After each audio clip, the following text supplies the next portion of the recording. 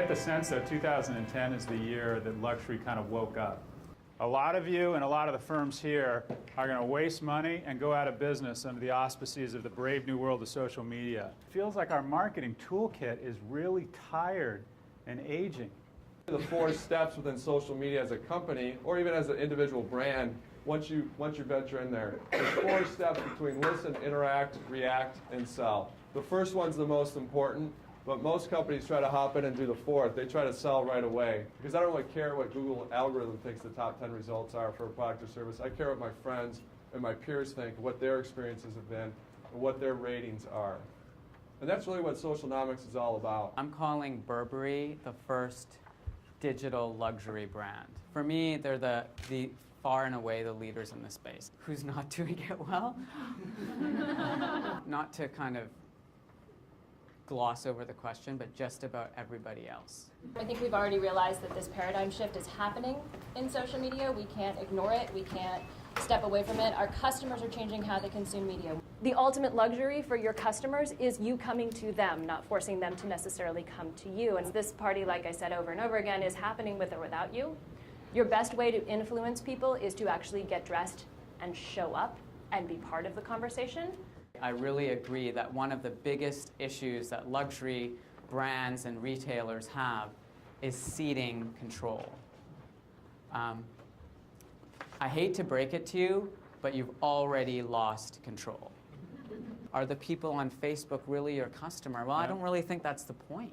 The point is those are the people talking about your brand, and so they're the ones defining what your brand is. Social graphics is defining targeting models based on connections between people and connections between people and brands.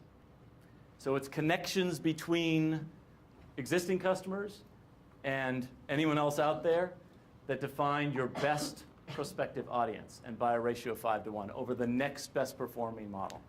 Really, the true value of a customer is how much they will spend themselves with you, but also how much they will influence spend by others with you. If you can use social media in a way to really find those influencers and empower them and bring that conversation together and join that conversation in a way that you're really fueling value into it. You're giving them a glimpse behind the scenes of how things are made. You're giving them access to the amazing experiences that are created. And you're really taking those things that really leverage the brand equity with what you've done, historically for your brand, and you're finding a way to really add value into this medium. If you're not social 5 years from now, then you're screwed. Twitter, in terms of what it is, I view it as 2 things. First of all, is scary leverage. Leverage because it is an incredibly cost-effective sort of communication vehicle for the consumer and for you, right? So that's the leverage, and obviously the scary part is it's very transparent, and tweets end up all over the place. What we found with top social media campaigns is that the referral traffic to the site is generally comes substantially off of these social media platforms. The Ford Fiesta movement is kind of the social media darling right now, and what kind of has been cited as one of the most successful social media campaigns to date. In 6 days, they were able to generate 1,000 reservations. So that's for a $13,000 car. To drive the most sharing, you have to put resources behind your PR and social media team. A lot of clients say, well, now our units, our ad units or PR units are shareable. We've got a share button on them.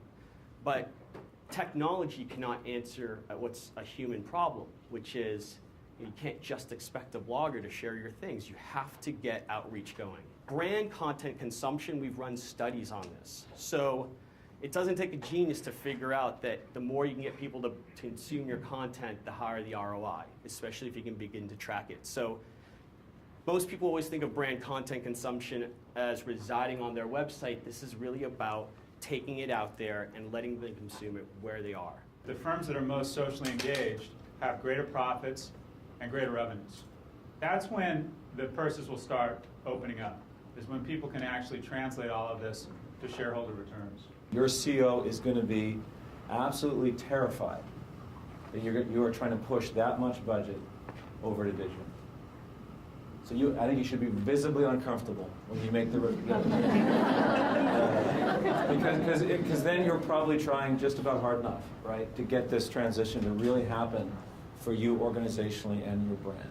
And because it's so new and overwhelming, a lot of companies go, what's the ROI, what's the ROI? And so it's really like asking, what's the ROI of your phone? Right now, we're in 1999 as it relates to the cost to acquire followers or fans. And I think it's going to follow the slope of the cost curve of search.